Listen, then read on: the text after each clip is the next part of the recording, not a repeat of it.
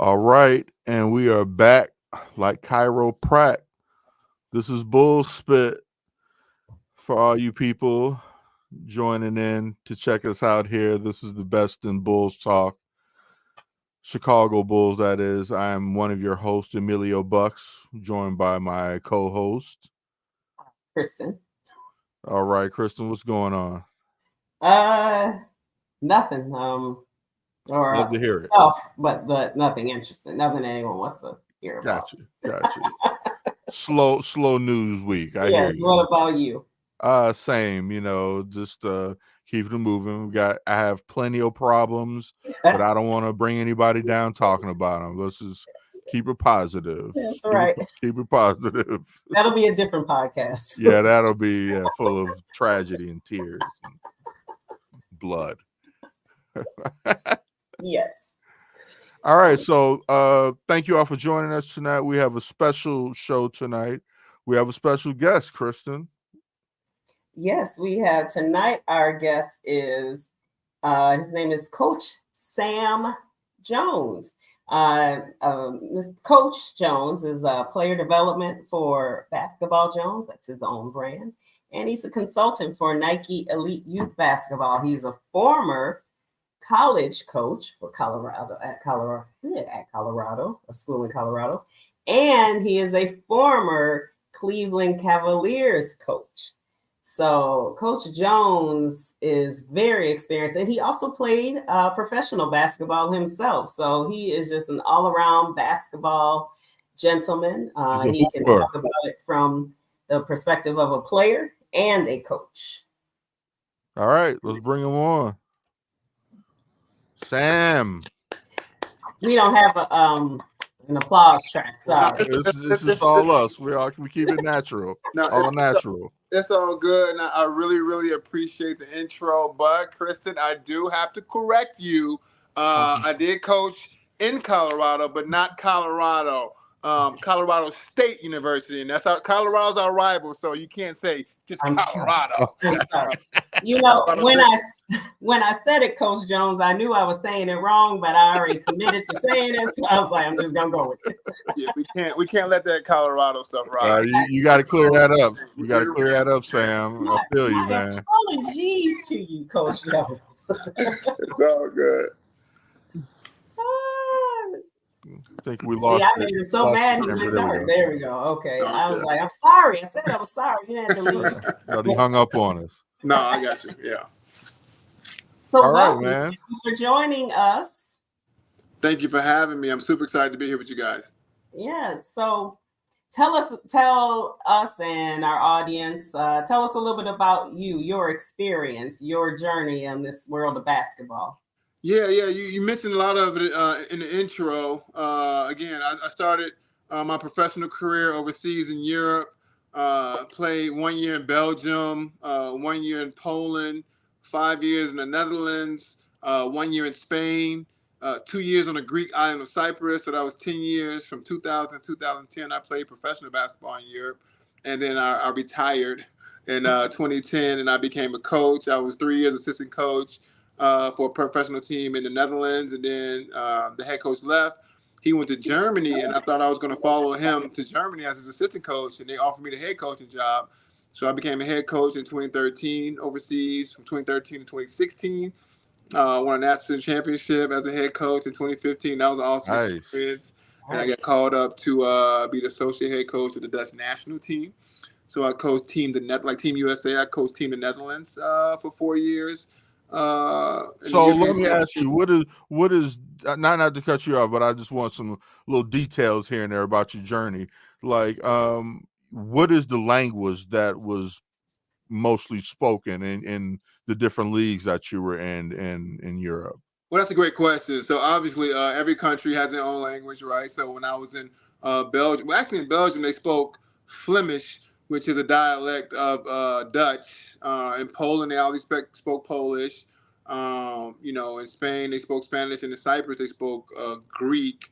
And then in the Netherlands, where I spent the bulk of my time, they spoke Dutch. And I picked up that language. So I speak Dutch fluently. I took a class I took a class. It was a 15-month course. I took it in 7 months.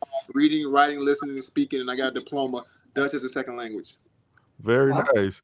say And when something. you were coaching, you was using Dutch. Soms well, my meestal hadden we Engelse spelers, dus half in Engels, half in Nederlands, maar meestal in Engels om eerlijk te zijn. I think So I kind of I answered that in Dutch because she told me to say something, so I answered that question in Dutch. very good. I think I almost followed it. Almost. I'm like, word. No. We brought in like 3 foreign players every year, so most of the coaching I did in English. But if I wanted to say something specific to the Dutch players, obviously I addressed them in their native tongue. Okay, so you Wow. use both. Nice. Interesting. Nice. Very All right. interesting.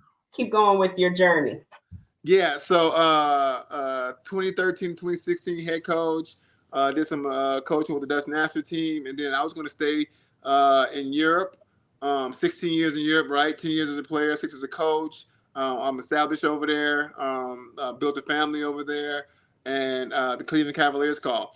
And when the Cavs call, you kind of come back home. Yeah, the NBA.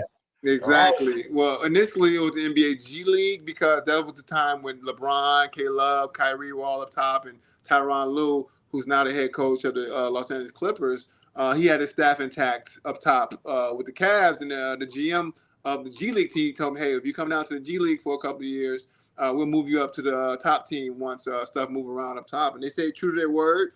I was 3 years assistant coach in the G League. Actually, the third year I was associate head coach in the G League, and then they moved me up to player development coordinator / assistant coach with the Cavs. I did that for 2 years. Then I transitioned over here to Colorado State. Kristen. Colorado State Rams, and we actually beat CU Boulder this year, Colorado Boulder this year. So I came here and I coached 2 years, made the NCAA tournament, made it to March Madness with a great team, helped develop NBA first round draft pick in David Roddy. So like I said, won a championship in Europe as a head coach. Went to 2 NBA finals with the Cavs on the staff with them when they had LeBron and those guys. And then I went to the March Madness. So my cup runneth over as far as basketball is concerned. So you got some hardware that you can show us someday? Well, you see, I got my jerseys in the back. You got your jerseys. Those are some of the kids I helped develop when I was in Cleveland. And they wrote personal messages on those jerseys. Wow. Nice. So that was kind of Darius cool. Garland, huh? Yeah, Okay. DG. Yeah, That's I had that now. Okay, now fast forward to today. I'm director of the Elite Youth Basketball Nike Skills Academy, and I actually had Darius Garland in one of my skills academies back in the day. Oh, nice. That jersey actually says from the academy to the league. We're going to miss you around here. So that was kind of fun. That's what's up. Nice. Okay. So tell me, what do you've done a thorough bid in both as a player and as a coach. What was the better experience, do you feel like? Or what did you like best? Or were they just 2 different things or what? Yeah, exactly. Two different things. And I get that question all the time. Did you like playing better, coaching better? I'm one of those people who are present. I like to be where my feet are. So when I was a player, I got everything out of playing. Like, I'm not trying to live in the past and try to, wish I was still playing. Listen, I emptied the tank. I played 10 years professionally. I probably should have played 7 because my last 3 I wasn't very good at all. So I got everything out of the tank as a player, and then as a coach, I'm just trying to give back everything I learned as a player, and I'm enjoying this other side of the ball immensely, and it's been fantastic. So I've enjoyed both sides of the ball. Now, with your player development, and you're watching the league now, and there's a lot of talk about a lot of players a lot of young players are now coming into the league, and they're really not developed well. Wow. What do you say about that as a person who develops talent? Do you see that in the NBA, that there are just some players who they're just coming in there shooting? They don't really know anything about defense. They don't know anything about plays, fundamentals. What do you think about that? That's a very, very, very fair assessment. I think the players coming into the league right now are extremely talented. Don't get me wrong; these are incredible athletes. and obviously they mean well. But like, no, but really, it's experience. And you know, if we come into any job, any genre, year one, you're not going to be ready. You know, you're never ready. I don't know, you know. When people have kids, you become a parent. You're not ready to be a parent. That baby comes out, you just kind of figure it out. You know. That's the truth. Yeah, I know you know, but so it does with everything. But just I digress. I'm sorry, but as far as the players are concerned, a lot of these players aren't ready to go, and they shouldn't be, to be honest. But it's my job at Nike right now, and I'm actually gonna let the cat out the bag here a little bit. I'm talking to the NBA as well. I might consult with them in the elite youth basketball space on trying to fast track these kids' development and get them ready so when they come on day one, they can hit the ground running in the NBA. So no, they're not ready. But who is on day one or year two? But it's our job to try to get those guys as ready as they can be. Okay.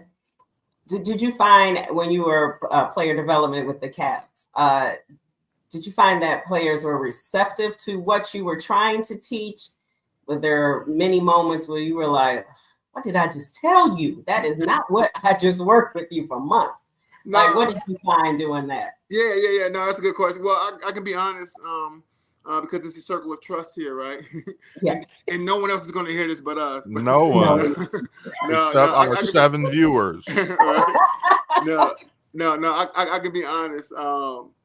You know, the guys I worked with, as me leaving the G League and then coming up to the NBA, I was working with like the two-way guys, trying to get them guaranteed contracts. So they were very receptive to my coaching, to my teaching, my tutelage. And then I work with some veteran guys as well. And it's hit or miss, right? Some guys obviously are, you know, I wouldn't say think they know it all, because these guys are experienced. They're experienced, and when you come to them, you have to come correct, right? Because they know they know what good development is. They know what good coaching is, what good teaching is. So you got to know your stuff. So, but in my experience, I got a lot of respect when I work with my guys. Was there anybody who was just like you hated to have to even deal with them? They were like a thorn in your ass. I know maybe you don't want to name any names, but was there like a player or two that was just like, damn, man? Yeah, don't name anyone, but don't name any names. You don't have to preface that. Right. I got a job. No, it's my family. Those are my guys. So like, just like with family, right? There's some people in your family, right, Christian, I'm sure that a little thorn in your side as well. We're not gonna say any names on there either.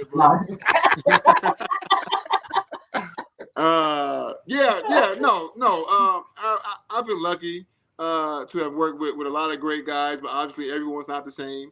Some people come to work, with different attitudes, different emotions. Some might happen at home, but for the most part, to be completely honest, like, these are professional athletes, right?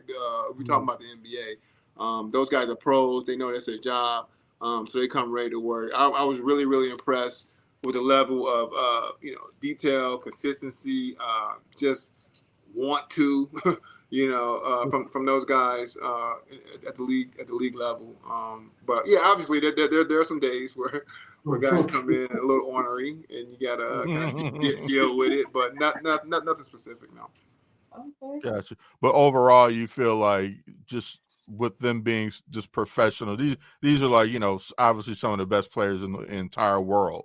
Out of all of them, the best, right? The best out of everybody playing ball, you know what I mean? So like, right. Even like, we joke, like, we call certain people like, oh, he's a scrub, he's this and that, but like, he's still like among the like very few best in the world, right? Yeah. That like, you put the worst player on the worst team in LA Fitness, he's gonna run the table, right? And I try to have these conversations with my kids, obviously, with other people who just scream and yell at the TV, talking about how terrible this guy is. Or I'm in a group with some people in the Netherlands, and they say this guy needs to retire. Or this guy.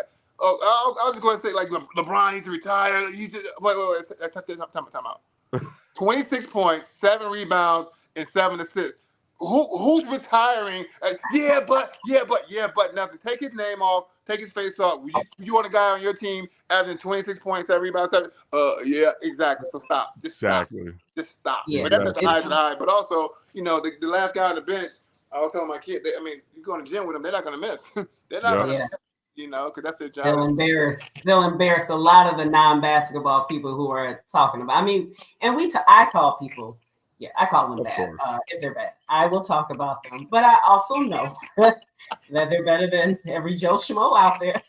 And watch this, Kristen. Like some of those guys aren't out there to score. Like now you can have a specialty in the league, be a defender or like just a 3-and-D, just try to make threes and just play defense, or just a glue guy. So there are different roles also needed on the team. So we don't need everyone to score 25, 30 points. So some guys in the league would they fill a certain void. Okay, that's true. They just fill the void. Certain guys. Speaking of filling voids, which is needed though. So here's a great example. Bucks, while you're over there, fill the void. Yeah. Okay, here's the thing. So you have the Phoenix Suns. I mean, three-headed monster. Did it work? No. You need role players. You don't need everybody getting, okay, now it's my turn. No, not your turn. Let's play basketball and get the advantage, and then get the best shot available. Not your turn, my turn, your turn, my turn. We need people to fill the void. We need role players, and not look at the Denver Nuggets, who I'm currently residing in Colorado, and they have a fantastic team because they have a team. They play together. They have a guy, Joker. They have a guy in Murray, and those other guys fill those voids. KCP. I worked with Caldwell Pope about a month and a half ago, and luckily I'm blessed enough to work with him again here coming up here in the playoffs, and he knows his role, right? He said, man, I want to, make all defensive team. Man, I'm just locked in on defense, and when I get an open shot, sometimes I'm tired because I'm chasing guys off screens. I'm all up, and I'm just tired when I get a shot. But I know my role is to guard on this team. And they put KCP on the best player, so KCP will probably start off on Anthony Edwards this weekend. I'm not a coaching staff. I didn't do the scouting reports. I don't know, but I would assume that'll be his matchup to start. Then we'll see if they throw Aaron Gordon at him. But that's an example of Phoenix Suns having 3 dudes, and then the Denver Nuggets putting together a team that's actually a team and guys that fill voids. Now, 2 things you said that I'm glad you said that about Caldwell, because he was making me mad because he was missing a lot of shots. I was like, why is he keep shooting? But I forgot he isn't really in there for defense, so maybe that's why. Because I was like, if you don't stop shooting, you don't get that ball up to somebody. Because I wanted them to win, and sometimes he was just making me mad. But then something else you said was Vincent Goodwill. He mentioned, like a lot of people say in the league, that it's a positionless league.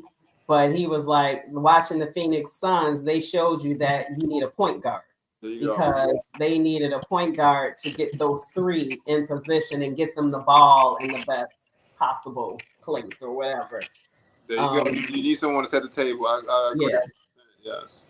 So that goes with your position, because they put 3 players together that it wasn't a good mix.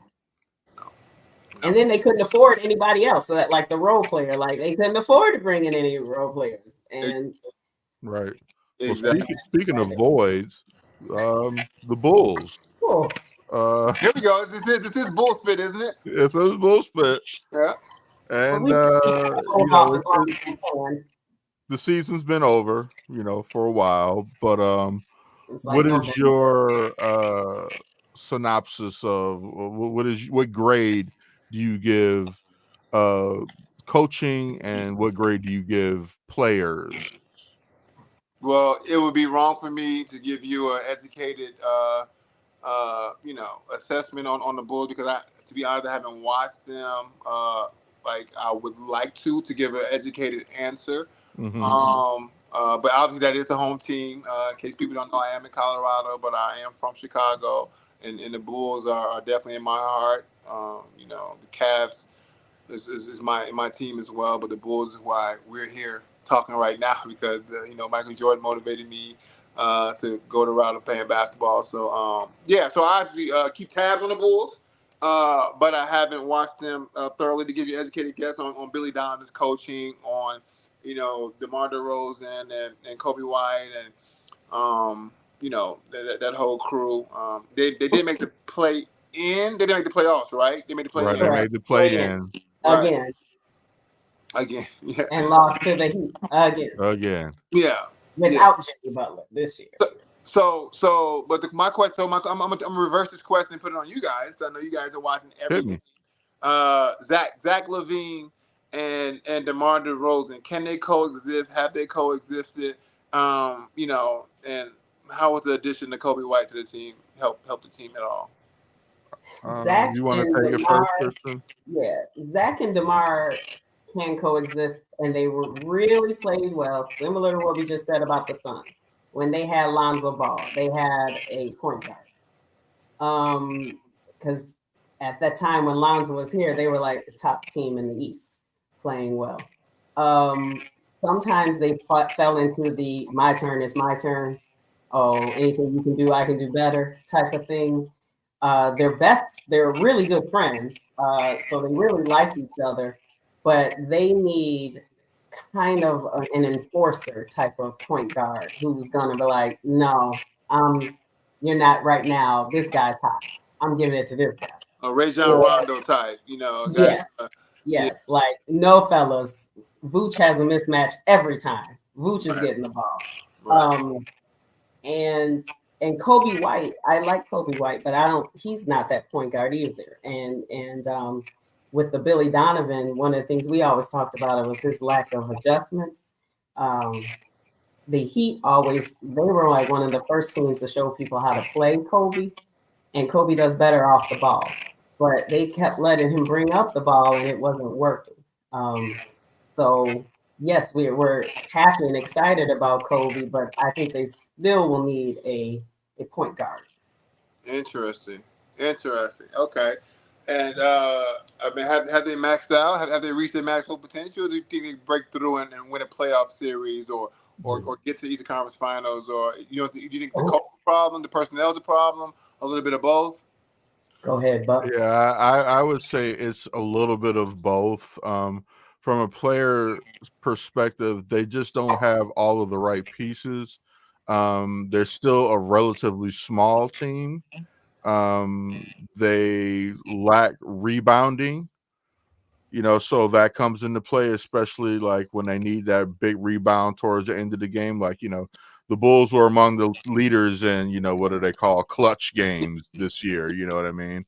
Yeah. And so when it came down to it, they just couldn't grab those key rebounds, offensive rebounds they struggle with. Also, they don't have shooters. This is a shooters league. You know what I mean? Like, Steph set he changed the game for real. You know what I mean? Like, I don't think he gets talked about enough in comparison to, dare I say it, MJ, because he changed the way the game was actually played with the way he shot and with the way he shoots still. And you have a bunch of imitators, and the Bulls just never kept up with what was hot, which is having shooters. We don't have shooters. We don't have rebounding. We suffer on transitional defense, which I blame coaching a little bit more so. Just kind of like not knowing where to be at, and obviously you would know more about this than me. I'm trying to school Coach Jones on coaching, but I'm just speaking my piece. No, you watch Spit my bull. you watch the team more than me, so you're much more educated than me Right. on the Bulls transition defense than I am. I can tell you that right. I mean, and then you asked, like, have they maxed out? You asked Kristen that, and I'm like, yeah, I'm afraid.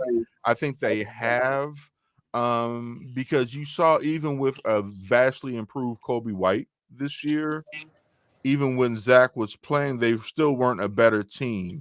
Even though you would have thought by Kobe getting so much better, it would have made them as a team in turn better from the previous year, but it really didn't. Kobe's numbers went up, but that was really it. They still, didn't get what they need, and what they needed, like I said, from rebounding to, and most importantly, a floor general. Like, as far as like Zach and DeMar coexisting together. Now I'll echo what Kristen was just saying. They need that distributor. You know what I mean? They need that person who's going to control the rock and makes that decision of, okay, DeMar, it's your turn. And DeMar doesn't need to say it's my turn. They need somebody to say, oh, it's DeMar's turn because he's hot, or it's Vooch's turn because he's got the mismatch. and I'm gonna keep feeding it to Vooch. I don't care who's calling for the ball right now. Right now, Vooch got the mismatch. You know, like you need somebody on the floor that's gonna do that. These are the best players in the world, and guys have their egos, and they all think that they could do it themselves at times, and you know, they all want to put the team on their back at any given moment, and that's cool. But you know, it just doesn't always work within the team concept, unfortunately. And so you got like, you know, I'm not saying we compare to Phoenix as a team because their top players are better than our top players, but it ends up with the same thing. They end up going home early, far earlier than what they hoped, because they don't have anything. They don't have that straw to stir the drink. They got all of the ingredients in there. Some are missing, but they don't have the straw, you know, and losing Chris Paul was a little bit more of a detriment to them, I think, than they thought it would be. You know, now I'm talking about Phoenix, you know, Right. but yeah, so that's just kind of like what I see with this Chicago team right now. So, Um I know the GM from the Bulls. So let me text him right now. So you said you trade Kobe White, right. keep Zach and DeMar, add shooting, and then bring a rebounder in. You guys can make it to the second. You guys make it to at least the second round. And Yeah. yeah. There you go. Yeah. Please, There you please, go. please get AK Thank you. or Mark Evans on the horn, and please put our order And in. tell him we will be consultants for him. Okay. And Okay. we'll have a fair price for our consulting work. Because like with rebounding, if all you had to do was box out Vooch and Drummond, and nobody was getting a rebound. And they Right. always left just those. It was them against the rest of the other team. Right. And But unfortunately, they never got the rebounding out of Patrick Williams that's that brilliant. they really needed. Right. Now, saying all this, Coach Jones, this team will probably be back. They are determined to trade Zach. They think that's going to solve everything, even though they were a game worse this year. And but whatever. He And he finished the season hurt or no? yeah, he got hurt. He came back and he got hurt. And he was really mad when he got hurt because I think he thought because he was playing within the team concept and he was probably going to get traded. And then there were rumors of him getting traded to Detroit, and he was like, oh, "I'm about to have surgery. Y'all forget that. I'm out. Fix this foot." He might have tried to play through it if he went to like the Lakers or somebody. But you know, at first we all thought that he would have to come back and show he's healthy next year. But now some executives are saying because of how so many teams are out of the playoffs and they were missing shooting or whatever, somebody might be willing to take a chance on him. But the thing is, you're still not going to get anything. They're not getting ready to give up one of their top young people for him. Right. So it's going to be the same thing. And the Bulls refuse the luxury tax. So it'll be losing again. First round play-in, lose to Miami again. And then we'll be talking to you again in May, like Coach Jones. We'll give you the recap again. It's like it's I'll Coach be Jones, like, yeah, the you can call transitional a guy. You defense and can call a guy to get it the trades done. yeah, it's wash, rinse, repeat with this team. Right. So now have you been watching the playoffs? I have been watching the playoff closely. It's been a pretty entertaining playoff. Obviously, the Lakers Nuggets series I'm locked into. I actually went to one of the games. That was fun to watch. I like the Nuggets because I'm not only because I'm here because they play good basketball. And I've been following the other series pretty closely as well. So it's been good. It's been good so far. Miami owns us. Yes, they do, Lola. They do. So do I a lot. mean, better them than the Reinsdorf guy. Now, what do you think? Tell us your thoughts on who some are thinking may become the face of the league soon, Anthony Edwards. I like Anthony a lot. I call him like a Lamborghini. You know the way he moves. He's just so smooth and fast. And I always say the same thing about him. What I used to say about Dwayne Wade. Anthony Edwards has figured it out. Once Dwayne Wade figured out, former Bull by the way. that people couldn't guard him. It was lights out. I mean, when you get that confidence, obviously all these guys have skill, and Anthony Edwards had to figure his way in the league, and once he figured it out, oh my goodness, like it's his time. He's so confident, and he's barking at KD, and he's rallying his teammates together. They had 31 points in the second half in a game earlier this week. I mean, that was incredible. Now he's playing really, really well. He's fun to watch. He's always been a dog. I didn't know if he was going to be able to put it together. He also mentioned Team USA was big for him. Playing with those other great NBA players and garnering their respect and getting that experience. He's like, that kind of helps his confidence, and confidence is everything in this game. Like when you get to this level, skill, everyone has almost the same. Everyone's really, really skilled and good. So I say it's 30% skill and then 70% confidence. You need confidence when you get it. He has confidence right now. Okay. Right. Do you see the Nuggets being able to go back to the finals, or because I know they play the Timberwolves next? They do. Yeah, it's going to be really hard for them because the Timberwolves have the #1 defense in the league. Because we just aforementioned Anthony Edwards, who's as good as he is on offense, is equally as good as he is on defense. And then they have Rudy Gobert in there. I mean, if a guy gets past one of those perimeter guards, I mean, they're running right into Rudy Gobert. Who doesn't get enough credit. Talking about guys not getting enough credit, but he's another guy who might be Defensive Player of the Year again for the third time. Everyone looking at the offensive game because again he can't score. Rudy Gobert is not an offensive player, but defensively. And I played against him when I was with the Cavs. I didn't play against our coach against him when he was with the Cavs, and he was in Utah. And I mean, they were like funneling Darius Garland and Colin Sexton in there to him, and he was like, oh. He's huge. This guy's massive. Kind of like what Wemby does right now. Rudy's been doing for a very long time. So it's going to be hard for the Nuggets to get out of the West. I know that for sure. But if they do, I think they have a chance to win it because I like them over anybody in the East right now. Okay. Do you think Boston comes out the East? I would like for Boston to come out the East. I think they have a good shot. My dark horse is obviously my Cleveland Cavaliers.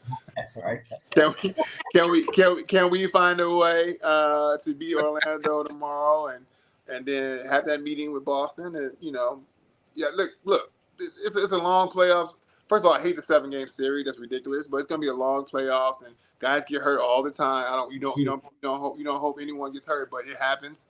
And anything can happen. So we'll see. But I mean, Boston's a really good team. They've been consistent all year. But if my Cavs can find a way to get it now, I'll be happy. All right. Now, do you have any funny, crazy stories that you can share your time around players? Funny, crazy. I got some. I don't know, funny or crazy. I got some interesting stories. Okay. Now you keep it clean, now, Coach Jones. Yeah, I'm gonna keep it squeaky. Yeah, right. Squeaky.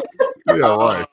No, just for all the LeBron haters. I know we got a lot in Chicago because of our great Michael Jordan. And listen, I am Team Jordan through and through and through and through. So don't think I've switched my allegiance at all. I think Mike is #1. I think LeBron is 1A. But having the ability to be in a room with him for 2 years, guys. No, I'm not talking about you two specifically, but who's ever listening and whoever hears this is hating on LeBron, stop it right now. The guy is incredible. He's as good as advertised.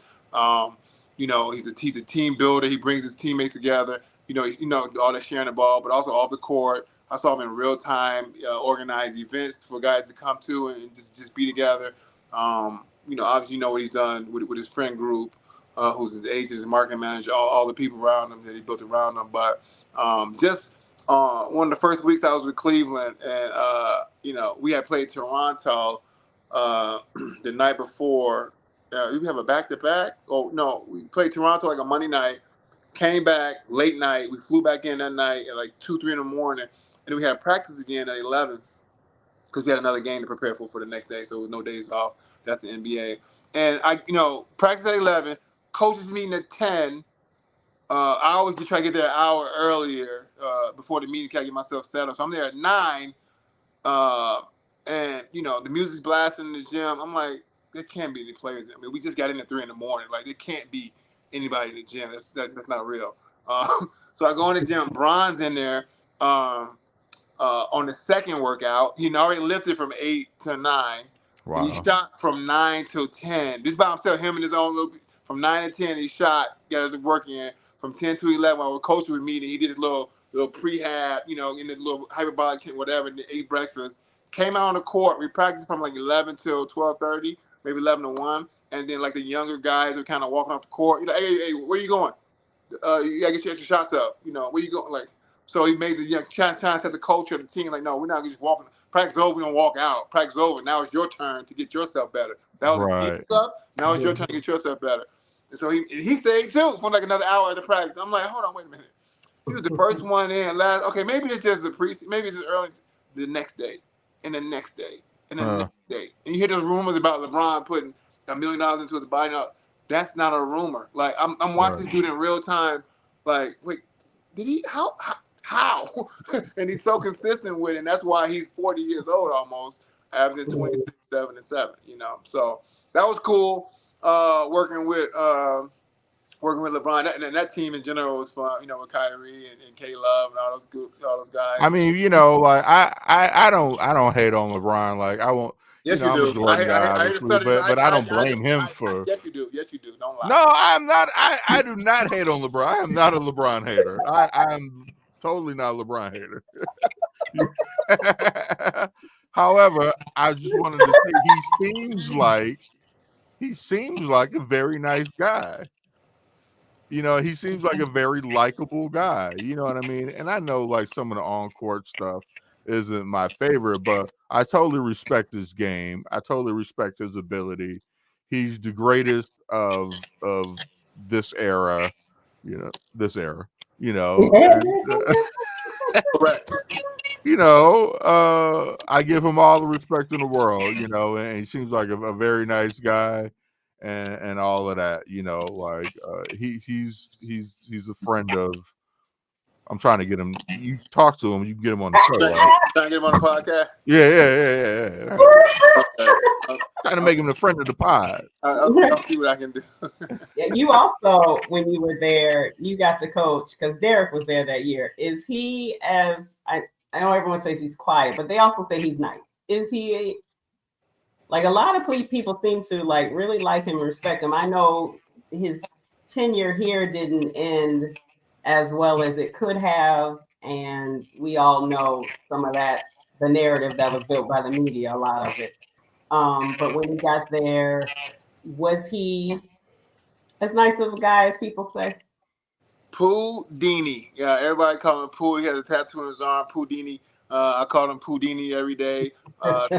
Told him about our Chicago ties because I actually started and coached Mean Streets AAU, the same program that Derrick Rose played for. Unfortunately, I didn't get a chance to coach D Rose because I was playing overseas at the time. I had left Mean Streets. I did like 4 years in a row, and I left Mean Streets, and then D Rose came, Anthony Davis, all those guys. But we had a nice crop of kids in before I left as well. But I had told him our ties in Chicago, so he and I kind of connected that way. But yeah, he was kind of quiet though. Like he was really, really quiet. And he didn't stay a whole year. Like he came and left. Like he came, Dwayne Wade. We had him, Dwayne Wade, LeBron, Kayla. I mean, the team was unbelievable. And I remember him distinctively one day sitting on the sideline with me. He was getting a break from one of the reps. He was like, I can't believe they let all of us get on one team, But then similar to what's going on in Phoenix right now, it's just I wouldn't say wasn't enough balls on the court, but it just wouldn't. It just didn't mesh, and we traded all those guys at the trade deadline and brought in Jordan Clarkson and Larry Nance Jr. And then we made it back to the finals again without D Wade and without Derrick Rose. They came in, tried that experiment for a couple months, and then we got them out of there. And LeBron and his greatness in 2018 it drug us to the finals again. But no, Derek was he was quiet. It was in and out. Like I said, didn't spend a lot of time with D Rose with Pooh Dini. But it was good to be in his presence though, for sure. That's what's up, man. That's great. All right. So is there anything that we need to be watching out for you? Like supporting. Before we let you go, Yeah, like tell us about like what to be on the lookout for. I know you mentioned your organization. You got some NBA stuff coming up. Yeah, no. I'm actually laying low right now. I'm trying not to be in the spotlight. I currently direct, like I said, the Nike Skills Academy. Our league just started last weekend in Memphis, the EYBL, Elite Youth Basketball League. I'll call it like the third best league in the world behind the NBA. The Spanish league, and then I would go with the EYBL because all these kids that are playing our league will be in the NBA in 2 or 3 years. It's a phenomenal league. So my job now is just kind of evaluate these kids every stop this spring and summer, and then we have a team of people that will invite those kids out to the Nike Skills Academy, and then we'll give them the Nike experience. I'll hire NBA coaches to give them skill development in the morning. We give these kids life skills in the afternoon, media training, financial literacy. One year we brought in Antoine Walker, another Chicagoan, who made $130 million and filed for bankruptcy. So we brought Twan in together with JP Morgan and Chase to talk about financial literacy. Like I said, media training. We bring in a stylist to say, how do you walk in and out of a ring dress? How do you dress walking in and out of an arena? We do all these fun things with these kids in the afternoon. And then in the evening, they play 5-on-5 in front of NBA executives. So my focus right now is just evaluating the top kids in the country that we're going to bring out to our academy and give them the best experience they can have. So that's awesome, brother. Thank you for doing that good work. I mean, I'm just trying to pay it back. The game has given me everything I have right now. It's been great to me, and I want to do my part and giving back to the next generation and helping them enjoy this great game that we call basketball. Absolutely. And everybody, this is Coach Sam Jones. He is a friend of Bull Spit, and we appreciate him for coming on. Thank you for your time, brother. We really do appreciate it. It's been good to catch up with you, brother. Yeah. Awesome, man. We'll have you back when the season's getting ready to start next year, so you can give some evaluations of this Bulls team. Yeah. I'll do a better job. I'll be better prepared with my Bull Spit. There you go. It's good seeing you guys, for real. Cool, brother. All right, man. Have a good one. Thank you, sir. Take care. Peace. All right, bye. And that is Coach Sam Jones, folks. That was some good stuff there. Yeah. Coach. All right. Is it time to make a quick switch to do a little quick? Yeah. So, like, let it be known, this is the season finale of Bull Spit. We will be back next season. And it's been fun talking about and following these Chicago Bulls. And hopefully we'll end it next year on a little bit of a better note. I doubt it, but I'm going to be positive.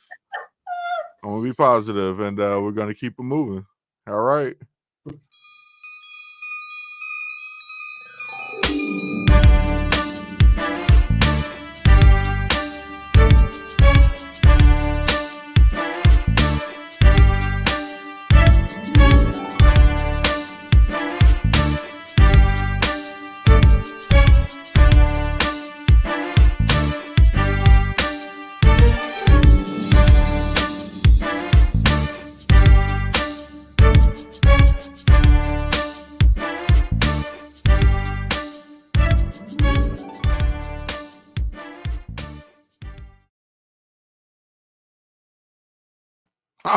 All right. And we back in the building.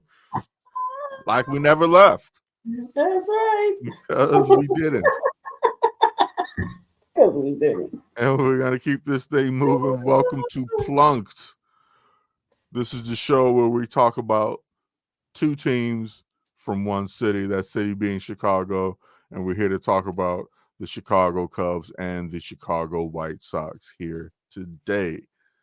Kristen, you got your Chicago jersey, your sweater. That looks like a hockey sweater. Yeah, it's the Bears. Oh, that's a bear sweater. Okay. But I've just been trying to keep it just the Chicago part, but every once in a while the bear shows up. Top shows his head, but hey, it's all good. It's all good. I don't know. Have we been on since the draft? No, the last time is when since the Bears draft. Yes. Yeah. We came on that night. Oh, that's right. Yeah, we were on it. That's how memorable it was for you. It has been a week. It's been only a week. I'm still so worn out from the Bears draft and all things Bears quarterback. And oh my God, did you see they talking about? There was talks about making Justin Fields return punts or some shit. Or the running back for the Steelers said the special teams. Oh, you talking about trying to ruin somebody? I was like, he had to be joking, because I mean, come on, that's a bad hit away from him not playing a quarterback again. He doesn't want to do that. Disrespectful. Yeah, that is disrespectful to even whoever floated that idea should be fired. I was like, maybe Jaylen Warren, that's the running back. Maybe he was joking, but if he wasn't, that's dumb. Yeah. And if I'm Justin Fields, nope, I got an injury. I'm out for the year. Then, if that's what you want to do with me, just pay me and let me go someplace else to play quarterback. Yeah, absolutely. That's what he is, a quarterback. It's crazy. So I want to start with my prediction last week. What I said the White Sox were going to do, I was actually a game off. You said that they would have won 2 more games, and I just couldn't believe that they were capable of winning 2 more games within a week. And they surprised me. Didn't they sweep them? They did. They completed a sweep of Tampa, and Tampa's got to be feeling really shitty to have the White Sox. Well, you know what everyone knew was going to happen with Tampa, because they never want to pay they develop all this great talent, but we can't pay them. So that eventually is going to burn you, and I think it's fine. It finally is. It's coming down to it. Yeah, because your luck's going to run out on being able to find this great talent to develop. I mean, it hasn't so far, but you would think it would eventually. Yes. This year has been a little rougher for them. Yeah, it has been. They lost 3 to the Sox. And one of my father's favorite players, Tommy Pham, has joined your team, and boy, that's when the hitting turned around. That is when Pham has been the man so far. He has. But let's not get it twisted. The Sox immediately turned around and got swept by Minnesota. So there was no momentum built from the Tampa series. They were immediately the same old team once Minnesota came to town, which is worse. Which is far worse than, like, I feel shittier about them getting swept by Minnesota at home than I feel good about them winning. I would have taken them getting swept by Tampa and just win 1 game against Minnesota. I beat those bastards just once. It's been over a calendar year since they have beat the Minnesota Twins. Really? They're their kryptonite, huh? Oh, Twins have been a thorn in the Sox ass for 10, 15 years. Absolutely. They were the piranhas, or what I was called. Piranhas. Yeah. I mean, not to mention Cleveland as well. And now even Detroit and Kansas City own the Sox. So, I mean, who doesn't own the Sox right now? Unfortunately, the Reinsdorf. Unfortunately, the Reinsdorf. Same fool that owns the Bulls. And, we're kind of just dealing with the same black hole, dealing with the same void. We talked a bit about the void on our last Bull Spit, and that is where the White Sox, that's their lineup. It's just a giant void of and mishmash of a couple of cast-offs and guys on the wrong side of 30. I mean, arguably including Tommy Pham, but they're arguably their best player. Hopefully he keeps us up so they can trade him for something. I mean, what are you going to get from a surging Tommy Pham at this point? That's true. They DFA'd Kevin Pillar, who just got picked up by Anaheim. Well, I'm sorry, not Anaheim, but the Los Angeles Angels of Anaheim. Since Mike Trout went down again, huh? Again, yeah. He gets hurt every year. Yes, he does, and he misses some serious time every year. And like, you know, when we talk about that and all the other sports, like basketball, we'll talk about people who miss a lot of time every year, and it's kind of used against the players and talk bad about them. That's never done with Mike Trout. No, he's always considered. I mean, he is, when he's healthy, he's probably one of the best players in the league. So no one ever really brings up, you know, but he gets hurt all the time, or you're not going to get a full season. I guess if maybe his team was if he was costing his team. Okay, that's true. But they're never going anywhere, so it's kind of like I just don't even know why he wanted to stay there. I have no idea. He could have asked for a trade this year once Shohei was gone. Oh my God, he should have been gone. Yeah, you're still gonna go down as one of the greatest, but you don't want to win anything. Like even like postseason play, some deep postseason play, right? Experience it. Like he, as big as he is, and he hasn't had the national stage. He hasn't had that postseason profile at all. And so think about how big he would be if he got that look in October and November, you know? Because most of us aren't staying up to watch the Angels. Watch Angels games. Yeah. I mean, no. I don't know. That's some loyalty that's unnecessary. No, yeah. It's unfortunate.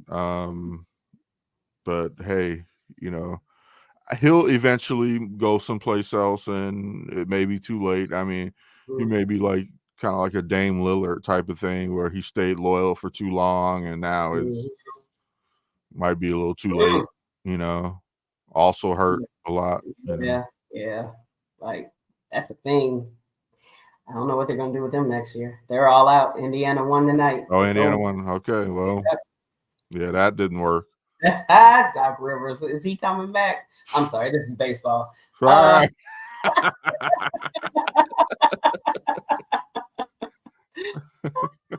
Deb was like, "Hey, I want my plunked." Right.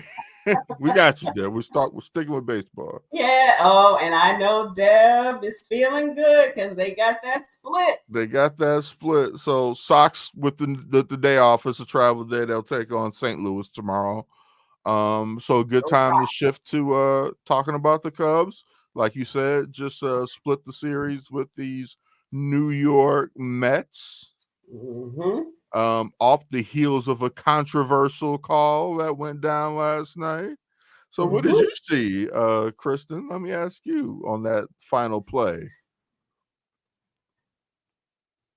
He might have been blocking the plate.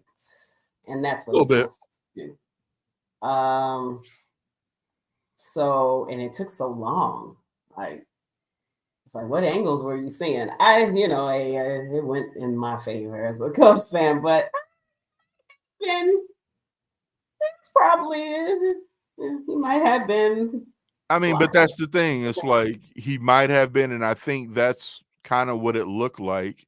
But that's not enough to overturn. Like, right. That's what it was. They couldn't get a definitive view, probably.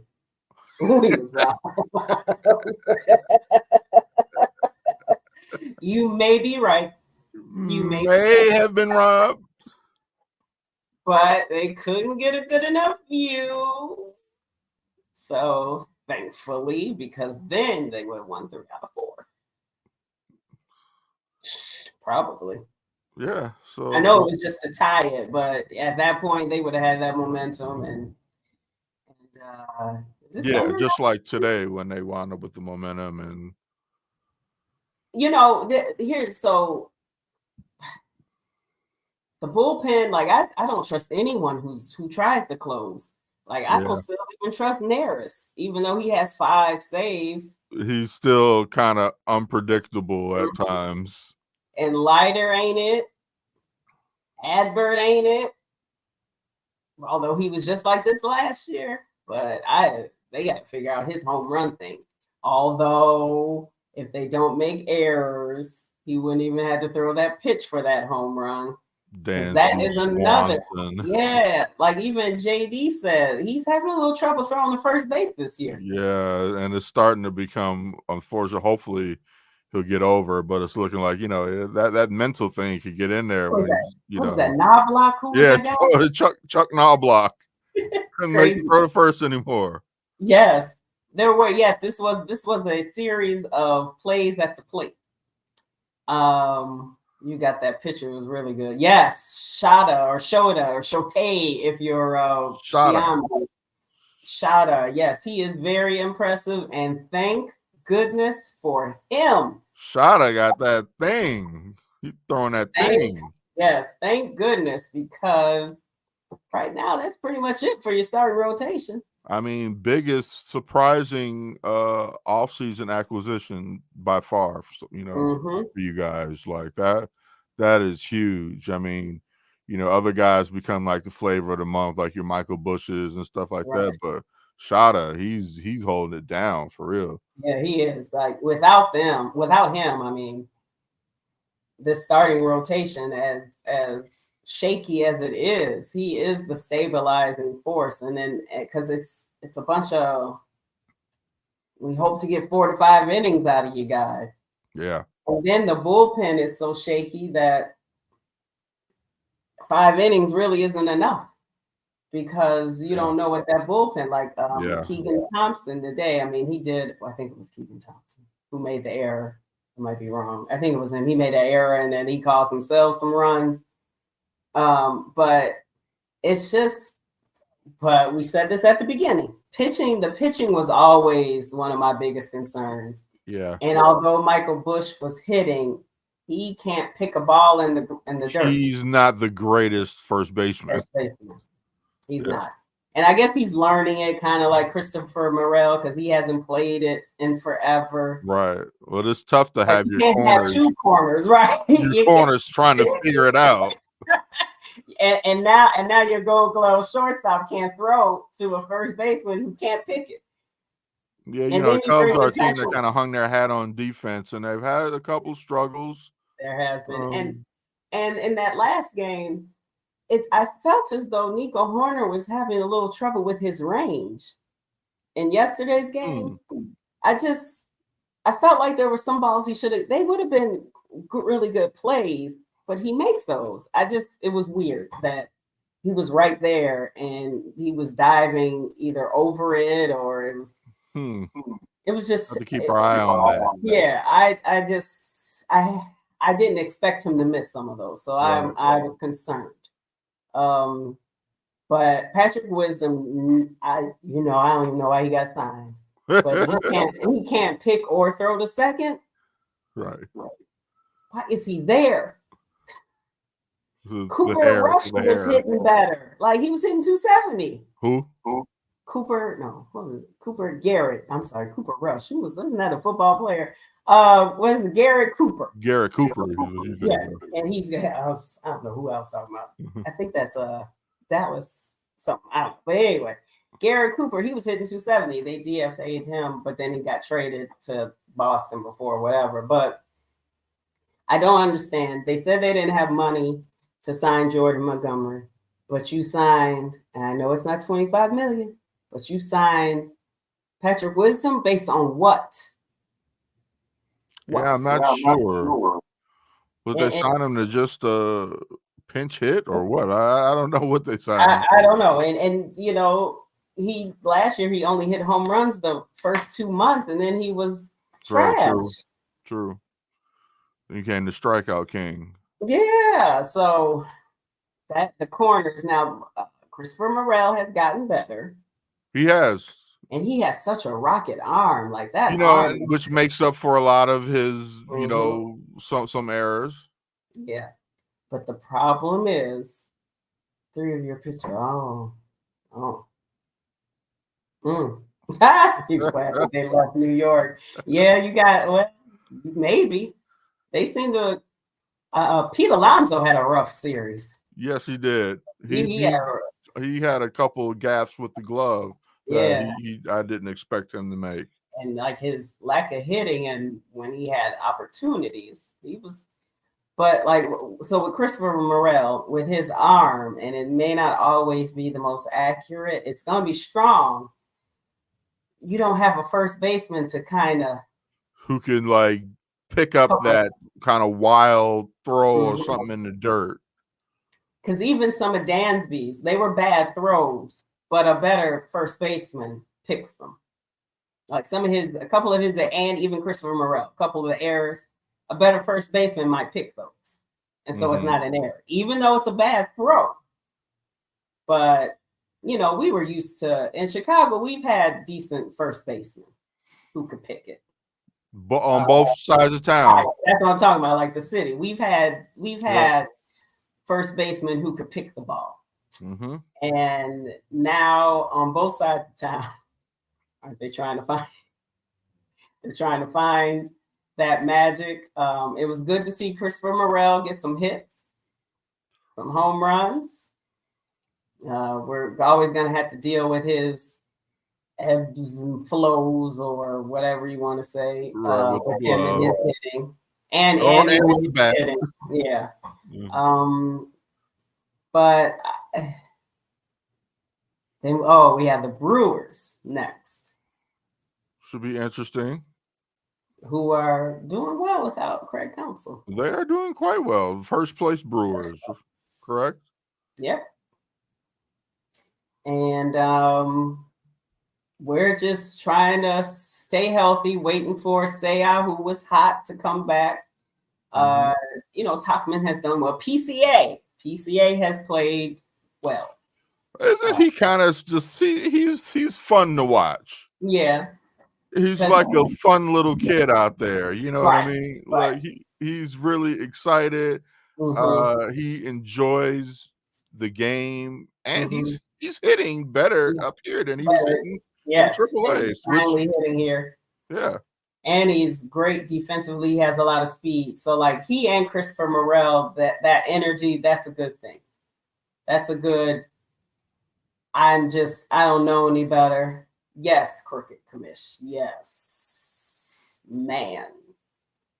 I'm sorry. Yes, Crooked. You were right. Much needed. Because the rest of the people, well, yeah. Why'd you got to kill my high, Crooked? Well, that's always a possibility. I know. This reeks of a little Fernando mania, They brought that up today. Did you see that? They were talking about that. Yeah, that's like I've heard that from a couple of outlets. They're comparing it to Fernando mania. Well, let's hope that he can make adjustments when they make adjustments on him. Absolutely. Because and we also know he's going to have some bad games eventually, because every pitcher does. What you have to hope is that when he does have his bad games, that Steele is doing well. Like, we can't have them all be bad at the same time. And honestly, our pitching staff is just a two-man staff. That we're really a two-man staff, Crooked. I don't know if you agree with me. Once Steele gets back, that's it. That's your 1 and 2, and then you just have some hopefuls. Well, the professor made a start in AA today, I think.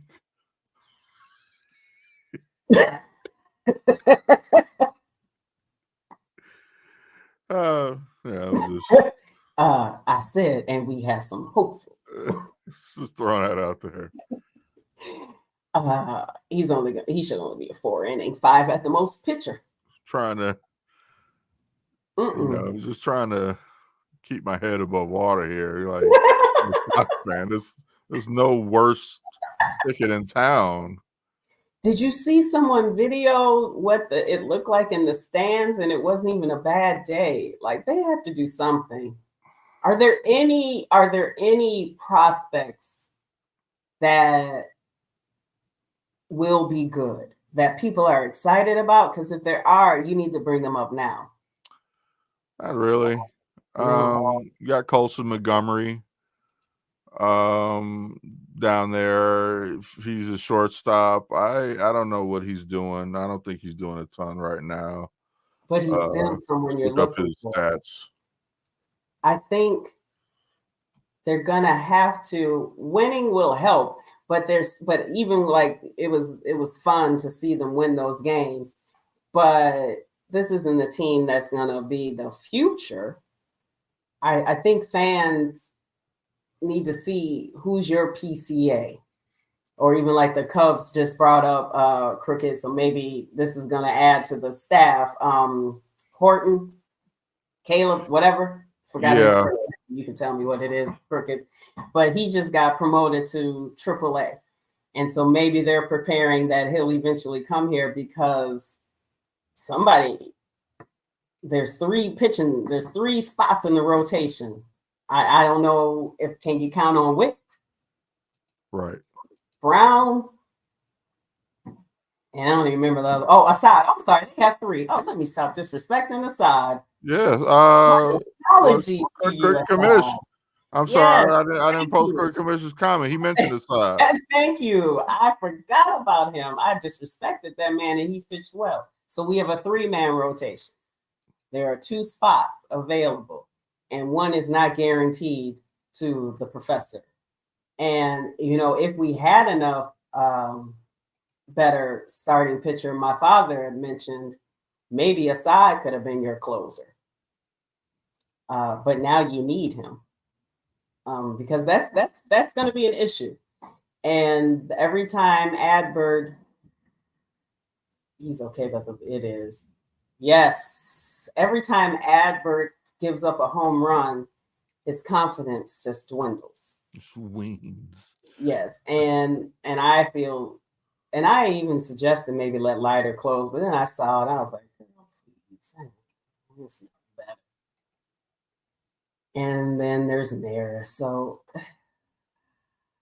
I hate to be all doom and gloom considering they're a second place team, but still a lot of baseball left to be played. There's going to be some ebbs and flows. Like this team is going to look good at times. It's going to struggle at times. Mm-hmm. We knew that coming in, but overall, I think you're going to see more of an upside. And I'm just saying that because I don't have as much emotion tied into the Cubs. Mm-hmm. So just from that perspective, I think that's going to get really fun. And, once the weather turns for good and guys start, you're going to have Belly back sooner than later. And I don't know what happens when Belly gets back. What do you do with PCA? Well, if people still have problems picking it at first, then you put Belly back at first. Maybe Michael you put him there DH sometime for a year or something. Yeah. Or I don't know who needs to move down to make room for a spot or whatever. And Toplin's done well, but he'll wind up being a 4th outfielder when they all come back, and they have some pieces. But back to the Sox, really quick, before we get out of here. If the Sox want to bring back the fans by this summer, when it's a hot time to be at the ballpark, you got the good food, they have to find the kids can play kids.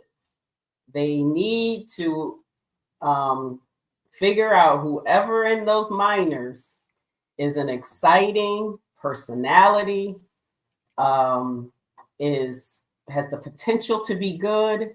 There's going to be mistakes, but you'd rather look at your exciting future making a mistake than looking at people who will get DFA'd on other teams. Like you need a little shot of some positive youth to go with, Paul DeJong, all those people will still be there. But are there 2 to 3 youthful, exciting players? I would say the top prospects that they have are all on pitchers, really. Aside from their shortstop, Colson Montgomery, really their best prospects are pitchers. And, pitchers, young pitchers don't tend to draw that type of excitement.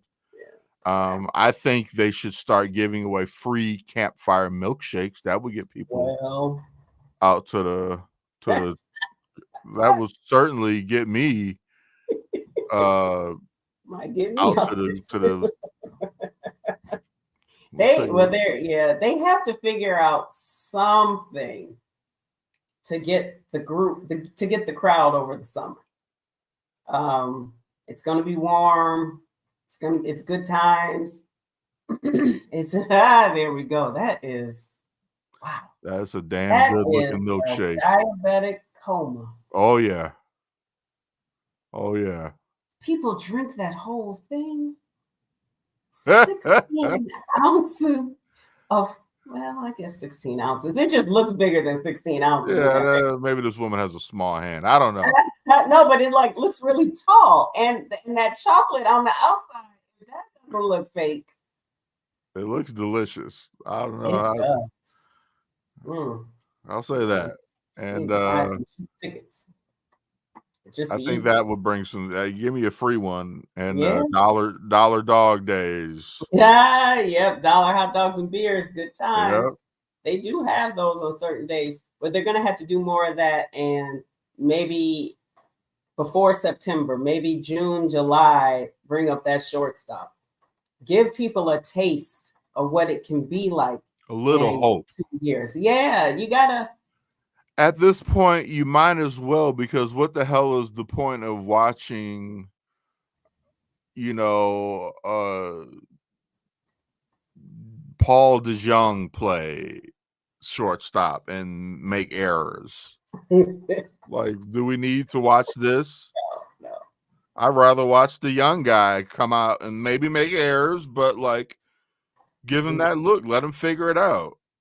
And I'd rather, and he's not, and when you bring him up, he doesn't have to sit on the bench. You know how they don't like to bring up young people who aren't going to play every day. He can play every day, and let him learn from actual major league pitching. Absolutely. You have nothing to lose because you have absolutely nothing right now with this team. You are going nowhere. You are not at risk of losing a playoff position. Your best bet is to just lose as many games as possible at this point. And if you're gonna lose, you might as well lose and be teaching your young guys than losing with a bunch of guys on the wrong side of 30. Exactly. That just doesn't make sense. And it's so baffling because the White Sox just do not seem to have a plan. And Chris Getz does not even know what the hell the plan is, even if there is one. He's constantly seems confused, and he talks around questions, and he just comes off as kind of a young stooge, and it's quite unfortunate what has become of this thing. I don't know. When is Luis coming back? I don't know. Is Eloy back? Eloy's been back. Okay, I thought so. I thought I saw him. Yeah. But like, you get that young guy, Luis Roberts, back this summer. Eloy's there. Okay, at least you're looking at 3 possible future. 3, maybe. Eloy might get traded. I understand, but you got to give the fans something exciting and not just watching Paul, and Tommy Pham, even though he's been exciting. But you got to build some hope, Sox, and I know you won't because your owner is a piece of crap who doesn't care about the fans and whether you like his team or not. Why would you think anyone will be behind that new ballpark you want to build? I have no idea. Head up thine own ass. That's all I could say. And with that being said, we're ending on a sour note. Can I give one promote one thing? Absolutely. I'd like to promote 9T3, a new tea company by friends and family of ours. It is the number 9, the word TEA. 90, and then the number 3. I have to think about it, like in 93, but it's 93. Absolutely. It's a new tea company started by Hassan and Sid, and they have different teas, and they're all, it's like a hip hop R&B flavor for as far as the names, and so they have very they're healthy teas. There's great mixes. I'm not a tea drinker, but I enjoyed the tea. There's for anyone who's looking to drop a few pounds, there's a slim tea. So if you get a chance, go to 9tea3.com. And also we have some sponsors up here I want to shout out. That EB, the headphones in there. If you don't mind, Emilio, can I shout you out? Emilio Bucks. Emilio Bucks is not only a producer and host of Plunked and Bullspit. Emilio Bucks is also a music producer, a rapper. He is also a media, audio-visual expert. He can do all of your filming, including anything you need for a funeral, a graduation, a party, a conference. Bar mitzvahs, bat mitzvahs, all of that. He's your man. Find Emilio Bucks Media. Tell them the website or the Facebook page. Is it Emilio Bucks Media? It is. You got it. All right. So, and also on Spotify, find Emilio Bucks. Get into his station. Subscribe to that station. Everyone's looking for good music. Yes, everyone's looking for good music.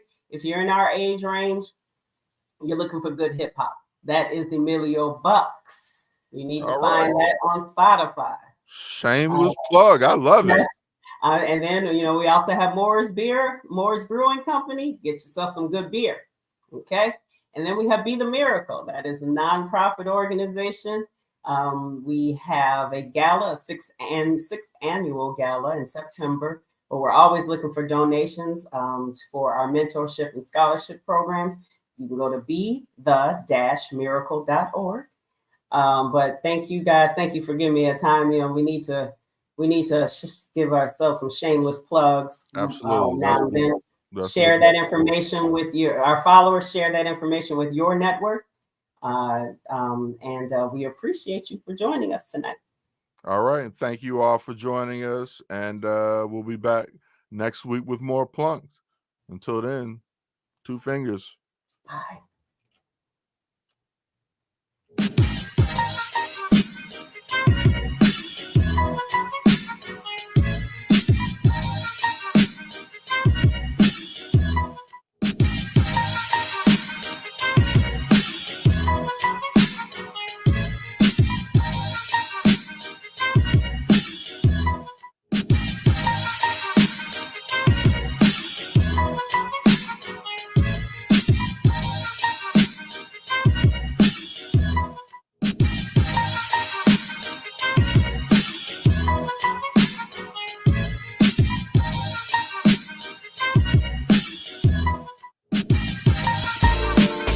This has been a Chicago Clubhouse Network production.